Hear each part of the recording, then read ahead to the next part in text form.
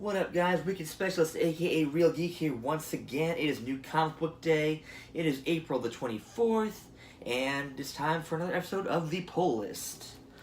First up this week, Uncanny X-Men War of the Realms, Uncanny X-Men #1, by Matt Rosenberg. I wasn't gonna get this issue at first. I'm gonna basically avoid most of the tie-ins to this, to the miniseries event, mainly because I'm already buying enough regular comics as is, so these special miniseries and these one-shots, if I get every single one of those too, like, that just adds up my comic bill, as it were, to like something insanely ridiculous. So I'm not going to get most of the tie-in stuff I'll read when it hits the app in 6 months. But this one, there's some spoilers for last week's Uncanny X-Men issue, but there's a character that dies.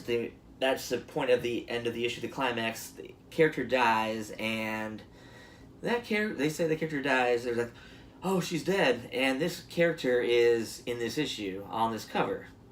So I'm intrigued now. I saw that was written by by Matt Rosenberg as well. So I'm like, well, shit. Now I got to get this one too, because I want to see how that happened, what's going on. I like it when stuff crossovers and the comics themselves tie in together.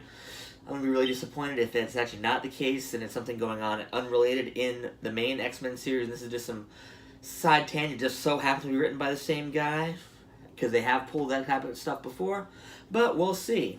Alright, moving on. Next up, Detective Comics number 1002, Batman continuing his fight against the Arkham Knight. Gotta say, they got me hooked on Batman again. This new Arkham Knight is not the same one from the video game, who was Jason Todd. At least as far as I can tell, it's not Jason Todd. Last I checked, still has his own thing going on, so this is probably somebody unrelated. If I had to take a guess and take a stab in the dark, I'm going to say Azrael. We haven't seen him in a while, and he generally does like the night thing. And yeah, so we'll see what goes on in Detective Comics 1002. Up next, Fantastic Four number 9 from Dan Slott and Company. I'm really enjoying Dan Slott's run on Fantastic Four. I was a little iffy when he was brought on board, because I knew that they're going to take him back to basics, make Doom go back to the way he was before, and they did visually. It's a classic look for Doom, but I really enjoy the character depth that was given in the past couple years when he became Iron Man for a little bit, and he got some real character growth and depth that had never done before. He's far from the whole "curse you, Richards," far removed from that as can be. And then this kind of takes it back to a step. This issue here is supposed to change their relationship forever, between the Fantastic Four and Doctor Doom, so I'm looking forward to seeing what happens here. Might do a video on it. We'll see how it strikes me after I read the issue. Alright, up next, Avengers Endgame coming out on Friday. As such, we have the Thanos comic book, a new Thanos series written by Tini Howard, giving us the backstory now between Thanos and Gamora. The retcon backstory, I should say, because a lot of that stuff, as seen in the movie with her and Nebula being competitive stepsisters, was not in the comics initially, but I guess it's since been retconned back into their established past, so I look forward to seeing. I really am a fan of Tini Howard's work. I read her Glow comic based off the Netflix series, and I want to see how she does writing Thanos and Gamora. Should be a very interesting take on the characters. Up next, we got Black Widow number 4 from the Saska twins. I've been a huge fan of this series thus far. I read somewhere that it's getting canceled at issue 6, so it's going to be a 6-issue miniseries, I guess, which is kind of a shame because I really am a fan of them. Actually, I haven't seen the movies, which I really need to, but I'm a fan of their work, fan of their writing, and they take their horror background, they take their Marvel fan background, and they give you the best of both worlds in this story. This series, if you haven't been following, it's Black Widow in Madripoor, hunting down these human traffickers who put their victims in this online game where they fight to save their lives, and it's just so good. Full of action and violence and character growth. And it's just a good, awesome series. Definitely go pick up Black Widow. Pick up this issue, pick up the other issues. It's one of the comics I look forward to reading every month for the past few months. So definitely go pick this one up, for sure. Up next, another X title, Extremis #3 from Leah Williams. Like I've mentioned before, every time I talk about this book, I am not reading any of the other Age of X-Men stuff. At least not until it hits the app anyway. Just did not strike me, did not grab me. I did not find it interesting. But I am a huge fan of Leah Williams and her writing, so I've been picking up this book, Extremis, faithfully every month. Just really fascinating take. It's set.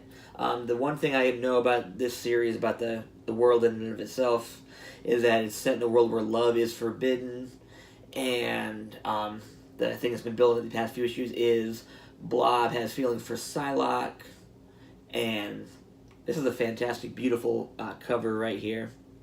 And the series has actually given Blob the most interesting, aside from the terrible mustache look they gave him, but it's been giving him the most interesting arc, the most interesting he's ever been as a character in his entire 60-year existence as a character. So that's saying something. Huge fan of this series. I'll read the other X-Men stuff when it comes on the app. But yeah, go pick up this book. Lee Williams is a fantastic writer. And yeah, go read it. Up next, Amazing Spider-Man #20, Hunted, Part 4. Amazing Spider-Man basically been a weekly book as of late, with special tie-in issues to this Hunted storyline, Bill giving depth and background info on some of the other characters, and killing some of the other characters in the storyline. The Lizard is caught on the run, and he's trying to get his family back, or his son, who was taken by Craven and the Taskmaster. And yeah, I'm a huge fan of this series. It's been a very fascinating run. Anytime you bring back Craven, it's always a good time for me. And yeah, go pick up this one and go read the rest of the issues in the storyline. I'm having a lot of fun with this one. Up next, another War of the Realms tie-in, Venom #13. This one, Cullen Bunn takes over the reins writing for this one. Probably going to write this arc, I imagine, while Donny Cates takes a break, and Venom gets caught up in the War of the Realms with dragons and frost giants and all the craziness that Thor's Asgardian people bring to the table.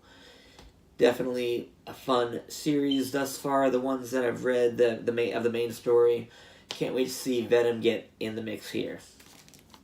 And then lastly, Star Wars Galaxy Edge #1. I'm not traditionally a theme park attraction tie-in comic reader. I'll read the stuff on the app later on, but I am really excited about going to Star Wars Galaxy Edge at some point.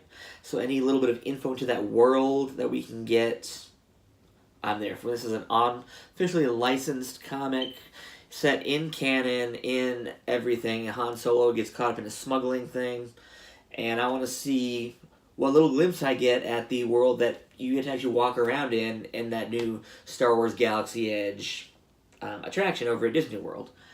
And maybe the other Disney parks too. I don't know exactly. I think so. I don't know. But yeah, that's it for this week. Stay tuned for the Twitter feed later on as the binge live tweeting of the MCU will roll on.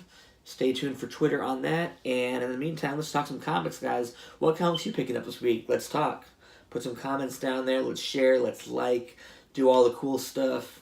And until next time, guys, stay geeky. Peace.